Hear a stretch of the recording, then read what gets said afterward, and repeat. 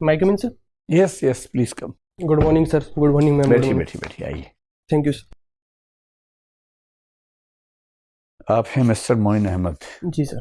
मोइन, अपना परिचय देंगे ज़रा हमें, आपके बारे में जो भी बातें महत्वपूर्ण हैं जो आप चाहते हैं कि हमें पता हो, बताइए।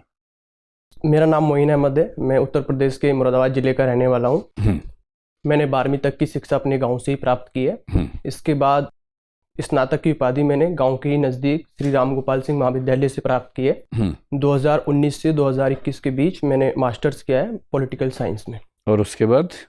उसके बाद मैं सिविल सर्विस की प्रिपरेशन कर रहा हूँ। पहले से ही कर रहा था 2019 से ही। ये कौन सा अटेम्प्ट है आपका? 4th attempt. 4th अटेम्प्ट है। और इंटरव्यू? फर्स्ट। पहली बार दे रहे हैं, तो 3 बार तक कहाँ दिक्कत आई? सर फर्स्ट 3 में मेरा प्रीलिम्स ही क्वालिफाई नहीं हुआ था। अच्छा, तो प्रीलिम्स पहली बार हुआ तो आप यहाँ तक आ गए। जी सर। बहुत बढ़िया। पॉलिटिकल साइंस में आपने एमए किया। जी मुझे ये बताएं कि क्या पॉलिटिक्स को साइंस कहना ठीक है? सर। साइंस में तो ये होता है, फिजिक्स है, केमिस्ट्री है, बायोलॉजी है, उनमें एक प्रिडिक्शन कर सकते हैं, एक साइंटिफिक मेथड होता है ऑब्जर्वेशन का। पॉलिटिकल साइंस में तो आप ऐसा क्या पढ़ते हैं कि उसको साइंस कहा जाए? सर पॉलिटिकल साइंस को साइंस कहने के पीछे जो रीज़न अरिस्टोटल ने दिया है, उसने कहा है कि ये सबसे बड़ा साइंस है क्योंकि इसमें इंसान के नेचर का अध्ययन किया जाता है। और कालांतर में अगर हम बिहेवियरलिज्म को देखें तो उन्होंने भी इसको वस्तुनिष्ठ बनाने का प्रयास किया था। पूरी राजनीतिक चिंतन की हजारों साल की परंपरा में ले दे के एक व्यवहारवाद या बिहेवियरिज्म अकेला विचार है जिसके आधार पर लोग विज्ञान बनाने पर आमादा हैं। उसको प्लेटो की बात सोच के देखिए, वो तो हमेशा आदर्शों की बात करता है। यहाँ तक कि अरस्तु खुद भी आदर्शों की बात खूब करता है। कार्ल मार्क्स की बात देखिए, वो साम्यवाद का सपना देखता है जो कि एक सपना ही तो है। तो जिस विषय में अधिकांश विचारक सपने देखने के हैबिचुअल हों, उस विषय को साइंस कहना, साइंस तो वो होता है ना कि बहुत ऑब्जेक्टिविटी से आपने जो सैम्पलिंग की, एनालिसिस किया, हाइपोथेसिस लिया, उसको साबित किया। क्या समय नहीं आ गया कि हम उसको पॉलिटिकल साइंस की जगह पॉलिटिकल आर्ट्स कहना शुरू कर दें? सर मेरा मानना थोड़ा अलग है अभी, क्योंकि पॉलिटिकल साइंस ही कहना बेहतर रहेगा क्योंकि समय के हिसाब से इसमें नए नए सिद्धांत प्रतिपादित हो रहे हैं और कहीं ना कहीं वो ऑब्जेक्टिविटी को प्राप्त कर रहे हैं। चाहे रिसेंटली जॉन रॉल्स का न्याय सिद्धांत हो। लेकिन जॉन रॉल्स का न्याय सिद्धांत तो और उसको आदर्श बता रहा है, उसमें साइंटिफिक मेथड कहाँ है? अच्छा चलिए, मुझे बताइए पॉलिटिक्स क्या होती है? अगर किसी को डिफाइन करना हो, कोई बच्चा आपसे पूछे कि पॉलिटिक्स क्या है, तो कैसे उसको बताएंगे?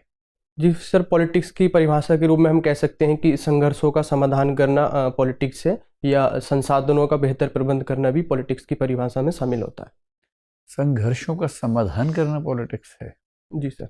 लेकिन कई लोग तो ऐसे हैं जहाँ सब ठीक है वहाँ भी उसमें कुछ ना कुछ संघर्ष पैदा कर देते हैं और लोग बोलते हैं कि तुम पॉलिटिक्स कर रहे हो। ऐसा तो नहीं कि पॉलिटिक्स की परिभाषा भी आपने बहुत आदर्शवादी बना रखी है? सर कह सकते हैं कि ये परिभाषा आदर्शवादी है, परंतु व्यवहार में इसमें परिवर्तन देखने को मिलता है। जब दूसरा विश्व युद्ध हुआ तो इकोनॉमिक्स के लोगों ने अमेरिका की सरकार की बड़ी मदद की। अमेरिका ने सब देशों में मदद। साइकोलॉजी के लोगों ने मदद की। उन्होंने कहा कि हम युद्ध के जो सैनिक हैं उनके मनोविज्ञान का अध्ययन करेंगे, जिन देशों में युद्ध चल रहा है वहाँ की जनता के मनोविज्ञान को समझ के कुछ ज़रूरी इनपुट्स देंगे आपको। सोशियोलॉजी तक ने ऐसी हेल्प की, पॉलिटिकल साइंस कोई हेल्प नहीं कर पाया। क्या आज पॉलिटिकल साइंस कोई रियलिस्टिक हेल्प कर सकता है देश की सरकार की, जिससे सरकार कुछ बेहतर काम कर सके? सर वर्तमान में पॉलिटिकल साइंस में विभिन्न विचारधाराओं का रोल है, चाहे वो स्वतंत्रता, समानता या न्याय की बात हो, और हमारे संविधान में भी इन विचारधाराओं को अपनाया गया है। तो वर्तमान सरकार इन्हीं से प्रेरणा लेके देश के सामाजिक आर्थिक कल्याण को बढ़ावा दे सकती है। साथ ही पॉलिटिकल साइंस में विभिन्न तरीके के शक्ति पृथक्करण का सिद्धांत है। तो वर्तमान में जो भी कॉलेजियम सिस्टम को लेकर बहस चल रही है, इन मुद्दों पर व्यापक रूप से अध्ययन करके एक शक्ति पृथक्करण सिद्धांत पूरी तरीके से लागू किया जा सकता है। बहुत बढ़िया।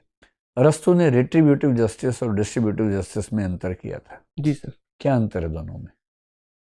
प्रतिकारात्मक न्याय और वितरणमूलक न्याय। सर जो वितरणात्मक न्याय है उसमें अरिस्टोटल के द्वारा किसी को भी जिसको जो ज़रूरत है उसी के अनुरूप वस्तुओं का वितरण करने की बात की गई थी, जबकि जो प्रक्रियात्मक न्याय है उसमें एक सामान्य नियम सभी समाज के लोगों पर एक समान रूप से लागू होगा।